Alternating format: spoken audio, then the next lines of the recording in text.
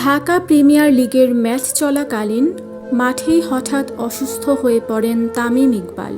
দ্রুত হাসপাতালে নেওয়া হলেও তার অবস্থা আরও সংকটজনক হয়ে ওঠে।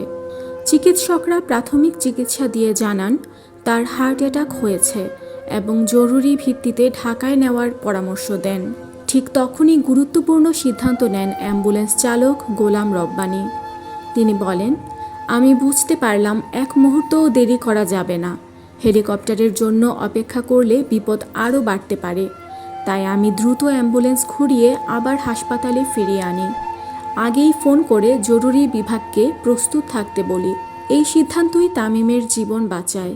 দ্রুত প্রাইমারি পিসিআই করা হয় এবং ধমনীতে ব্লক ধরা পড়লে স্টেন্ট রিং বসানো হয়।